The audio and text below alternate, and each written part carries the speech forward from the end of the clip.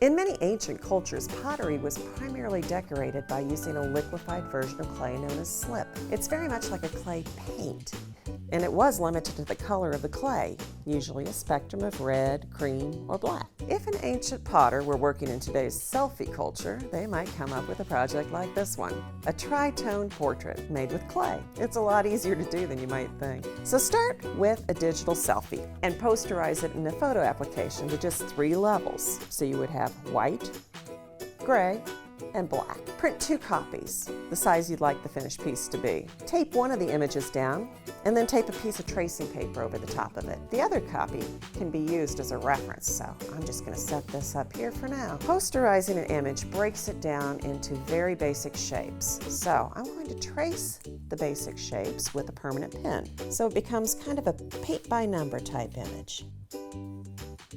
Notice that I am not tracing every single pixel. I'm trying to simplify it as much as possible.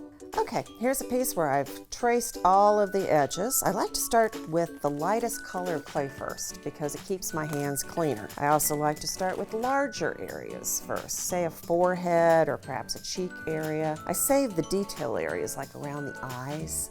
I save those for last because they're a lot more difficult to do. I'm using Activa Plus clay. It's self-hardening, so you won't need a kiln. Now you can use other brands of self-hardening clay or air dry clay, or you could also use polymer clay to do something like this too. Don't change brands though. It's very important to use the same clay body for all of the colors within the piece. They all dry at different rates, and you might experience some cracking or warping if you use different pieces. So you notice I started by rolling a coil out and then outlining the shape with the coil. Now I could use a tool to smooth this together. I have some silicone tipped clay tools. These are good.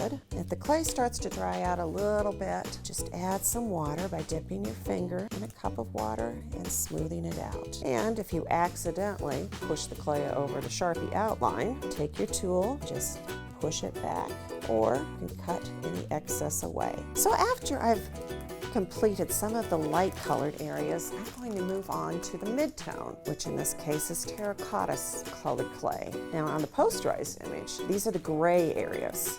Once again, I'll start with creating some coils, and then I'm also going to begin with some of the larger areas, in this case, some of the hair.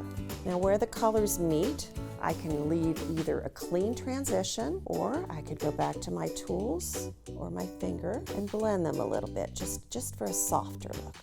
When it comes to small details, such as eyes, I'm going to use much smaller coils. And you'll notice that as the tracing paper becomes more and more covered by clay, it's going to become increasingly more difficult to see the shapes that are underneath there. That's where it's handy to have a second print to use as a reference. A few things to keep in mind as you're creating your portrait. First of all, keep your clay from drying out by keeping it in a bag. Keep it zip-locked or at least tucked under so that the air doesn't get into it. Second, not every detail needs to be covered. Images can be simplified and still be very effective. Third, texture. The benefit to creating a portrait in clay is that it's so easy to create textured areas. You can use tools, you could use a roller, a texture plate perhaps.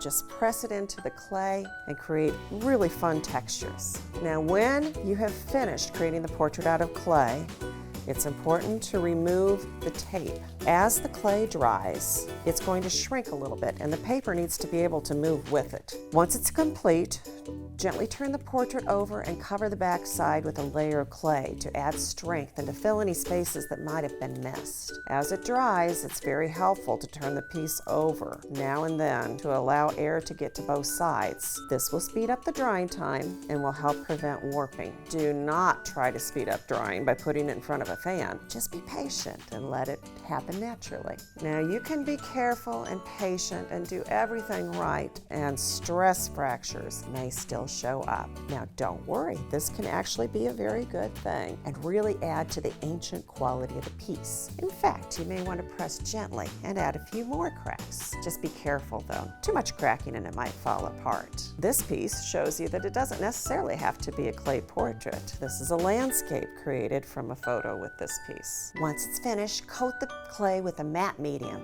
to seal everything before moving it. In this case, I've used a Mod Podge matte medium. Allow it to dry and then turn it over and seal the backside. And I also think it's a good idea to mount the piece too by gluing it to mat board for added strength. For the 3 colors of clay and all the other tools you might need to complete this project, visit dickblick.com. You'll find step-by-step instructions, a materials list, and much more.